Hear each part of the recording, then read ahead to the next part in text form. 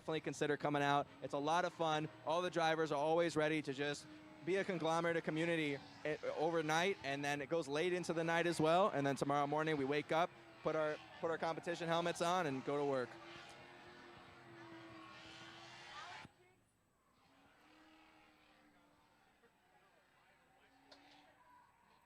As we're seeing our next competitor come up to the line, we're getting them ready, them tires ready to actually warm them up, get some grip. We are seeing the track is feeling a lot cooler than today. So during the day, it was over the 90s, and I was sweating profusely throughout the day. But then drink water, having a good time, seeing the different cars, enjoying the culture out here. Make sure you have your sunscreen as well tomorrow. But we're seeing these competitors come out. Next, we have John Temple coming out here. We're waiting for the green light as he comes out. All right, so very excited to see John Temple coming out of the line. Here we go, an Army veteran, always putting symbolism on his car. You can even see the American flag facing the opposite direction on the passenger side to go ahead and symbol his service in the military. Doing a great job, coming out with full commitment. Right now, he's going to be looking to go on the offensive and secure a solid score. We've seen him in competition and in practice before. Coming a little bit off the throttle, we like to see him with full commitment there, and he rotates around the corner and across the line. So having a little bit of trouble there as he makes his way around the track, and we saw him also having similar difficulties during practice.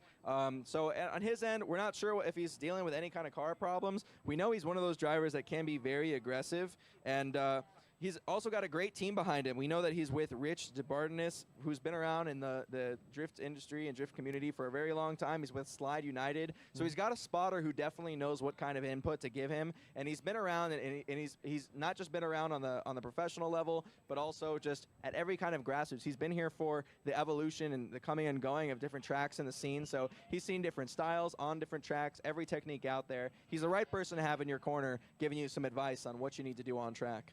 Yeah, it's unfortunate to see him get that mid-line and just completely miss the outer zone. But also on the initiation, he did drop 2 tires going into the outer zone, which is going to be an issue with scoring-wise for this run of this qualifying lap. Now we see him hit that inner clip nice and smooth, but going all the way around, trying to reach that back bumper to hit that line, and he doesn't even do a crazy job with it. He was smooth, though.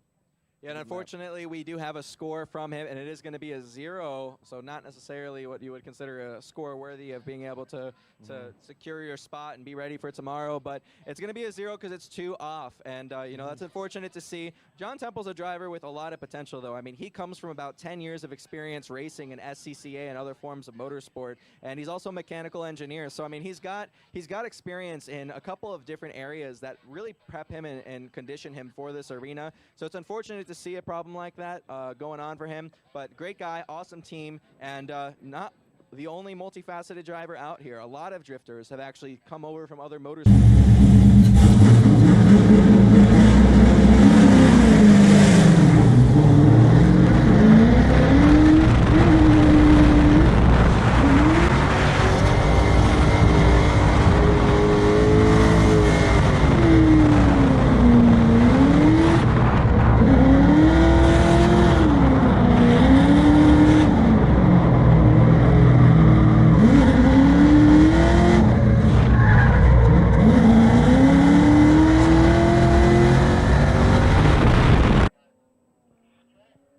Next up to the burnout box is going to be John Temple, which we saw out here earlier today. He unfortunately went 2 tires off, but he is a regular out here. We know he's capable of putting down a score to secure him tomorrow. And once again, another driver. We were talking about people with diverse portfolios. He's a driver who's done SCCA racing. We also know that he's pretty brave as he's a veteran. He went out there and he was actually an engineer. He was part of a couple different squadrons, including the guys that do breach charges. I mean, you're probably more knowledgeable on what those types of crews were like. I looked through. He was able to provide me a little bit more information on his background, which I was very thankful for. And being able to hear that a veteran is choosing to do something like this, I love it because this is ultimately a team sport at the end of the day, and something you leave the Army or military with is a sense of camaraderie, and I think that follows you when you go into something that's like a team sport like this. Yeah, definitely, especially with the camaraderie part. And man, engineers, I have a special place in my heart with them. I deployed with engineers. We did route clearance patrol, had a great time there. Basically played hide and seek with the IEDs, but these guys they have a certain type of, let's say, bravado and excitement to them, and they enjoy the controlled chaos aspect. And I hope he puts out a banger and a gangster initiation into this one. We'll have to see what he does. We know he's very capable. Happy to see him out here. He's going to get one more chance to get in the show. So let's see what he's going to put together. He's left the burnout box. He's pulled up to the line. And I'm sure he can feel his anticipation growing as he gets off. And the light goes red. We go 3, 2, 1, green light, and he's leaving the line right now. Let's see how much speed he's going to pick up. Momentum is the name of the game for this track. Let's see that he's going to execute on it. We see him initiate right here. He's staying on the inside. He's carrying a mid-line. He's getting a little bit closer to the outside zone as he finishes up there. Inner clip right here. Now here's where he's going to need to just tidy this up. He needs to secure a score and not wash out here as he just makes his way around the track. He's going to be able to yank that e-brake, wrap himself around.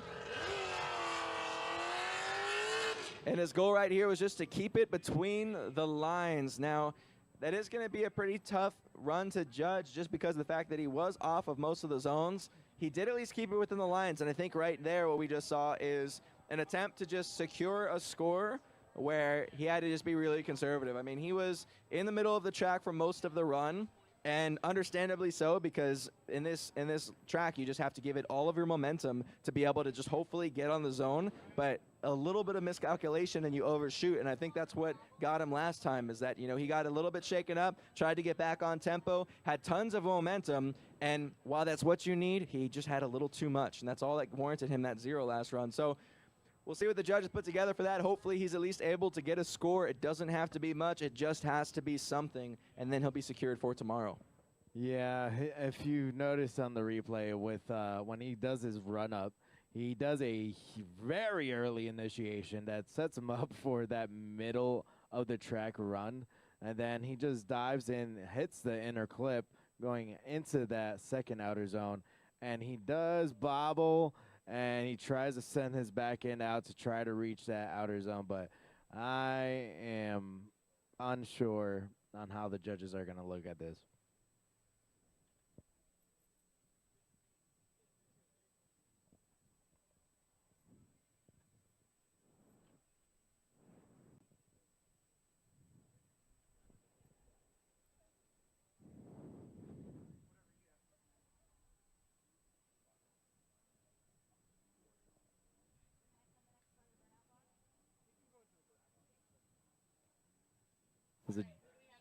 As the judges are...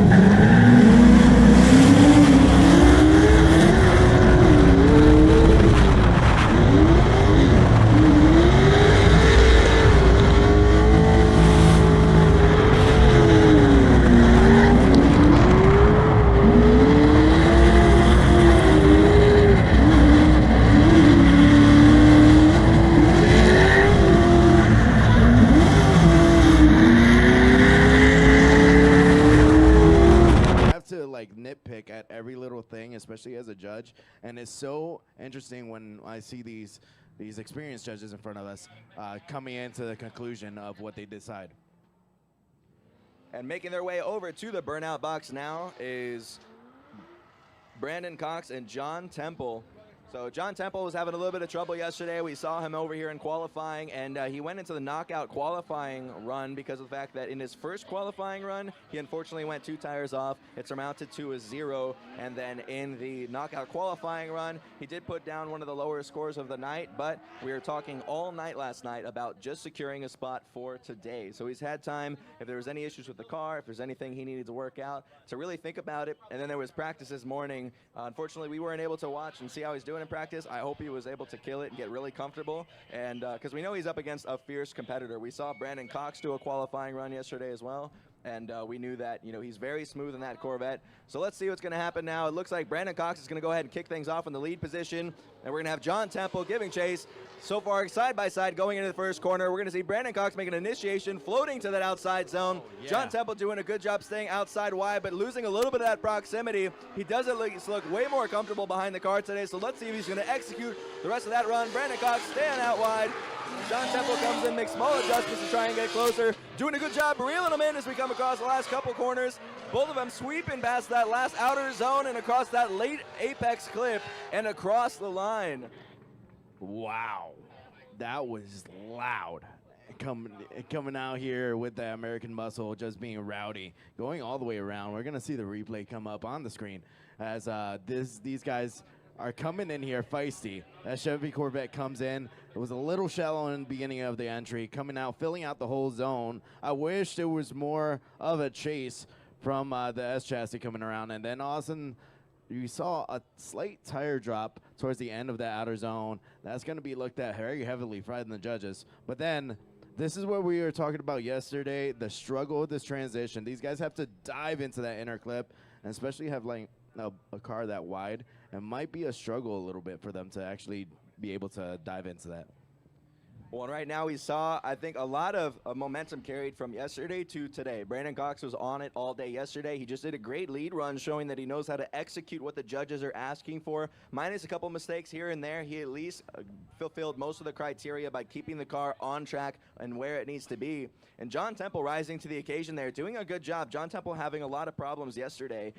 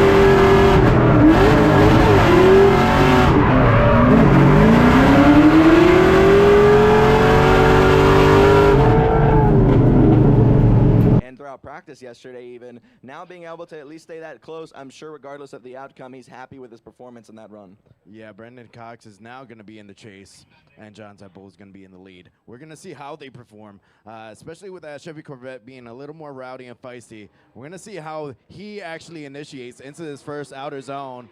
Here he goes. Oh, there's a shutdown on the line. It was a restart. Getting those guys come back. Can you explain a little bit about the restarts? When you see that?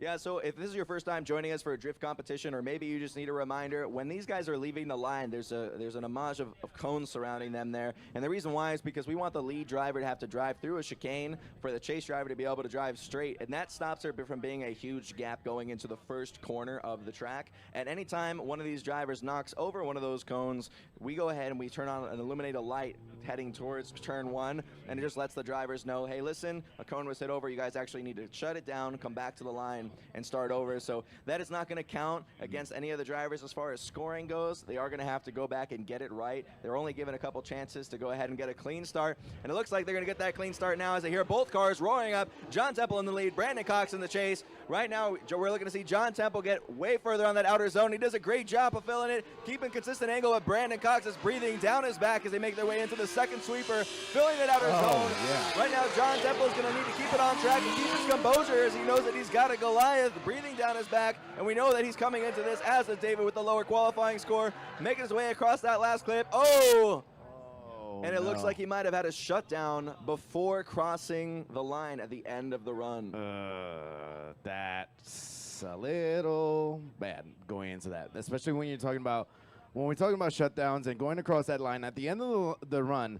You need to be in a constant drift throughout that. After that, you could straighten out and drive up. We're going to see the judges how they look at this, but when we saw this whole run, the Chevy Corvette shallowed up an angle to try to get that proximity into him in that first outer zone, which was nice to see. But then coming into the transition, he had to kind of back off a little bit and then catch back up. On the final interclip, I think that was one of the solid chase runs that we've seen today.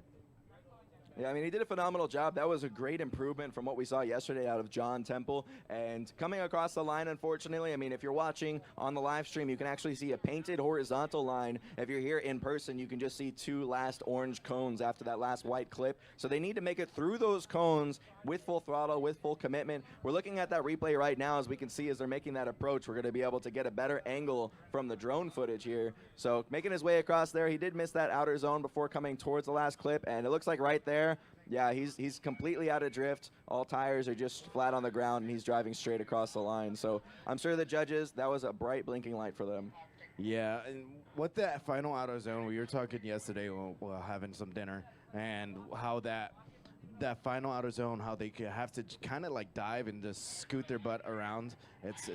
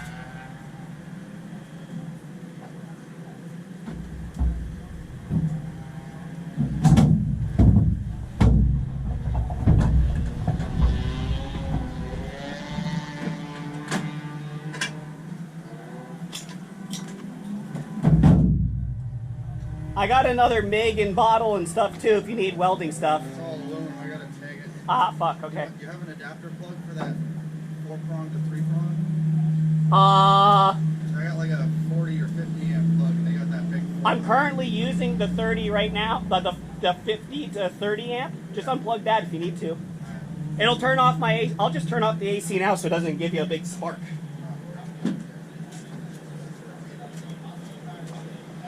I couldn't get the nitrous. I could tell Nitrous, something right? shut off on I was too slow. I clutch kicked it twice. Yeah, I heard it.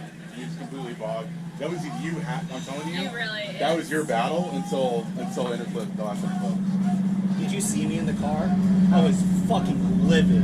As soon as I crossed the line, I started punching the steering wheel. That was your battle. That was it. You had it. Dude, it's so hard with the nitrous. I told him, I was like, I'm over this motor package. I'm so over it. I know, same. Well, plus side. So what you got to add the nitrous on that little on the I didn't. I had 2 little ground speeds. So Yeah. then when I was clutch kicking it, we were flirting with disaster with that. That's what it is. Listen, I'm crazy proud of you of your driving, bro. I got to see it back, but I don't know. Dude, your follow was what it needed to be, and your lead for lead, like you had it until the bottom. Yeah, I'm pretty sure. I'll watch it later.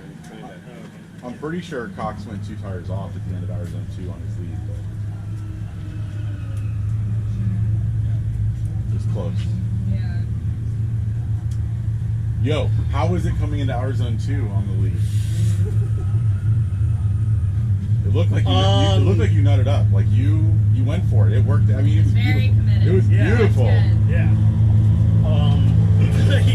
Like the lead run. I was like, I was like, that's how you go into outer yep, zone 2. Yep.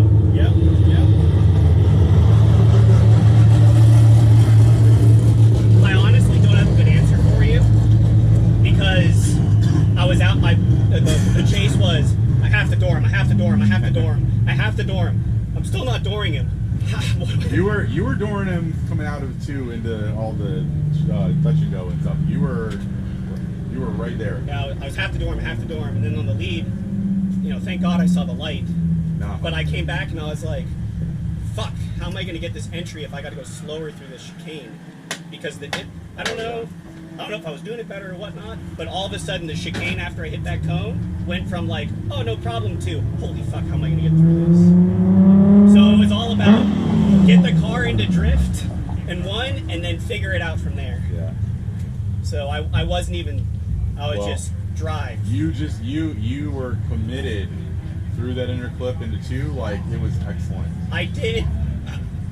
I do remember into 2, I threw a lot of angle though. You did. I didn't try to do that on purpose. It was on the borderline of too much, but it was impactful. It worked good. out. Yeah. Like, yeah, your lead. And I could tell on your chase, you weren't reacting as much, which was good. Like you were coming in through the end of hour 2, like we talked about. Like you were I not reacted reacting. more on like what my car was doing and not him. Yep. No, that was. Came a long way in that battle, bro. It sucks that the car lost you the battle, but I think the car doesn't bog there. You're moving on. Yeah. No, watching it back on live stream, you were everywhere you needed to be. Yeah, I'm really proud of you, man. Yeah. How big? Definitely off. Really proud of you. See it now. Everywhere you needed to be, like, even when the car bogged, you were exactly where you Yeah. needed to be. It just didn't do it. I'm really proud of you, dude. I'm hoping he said something on the live stream that's like, that car makes over 30% of its horsepower. Car didn't focus. Yeah. And that is exactly what happened there. He fell out of the nitrous. Yeah. Well, Okay. Before the weather comes in, packed up. can we pack up? Do we need the grill? No, we have lunch stuff. All right. We don't need it. Let's pack it up. Let's pack up everything except the golf cart in case you guys want to stay and hang out. And I can load the golf cart and hook up the trailer at the very end because I can't fit it anyways. I'll hang for this. I'll hang for a bit.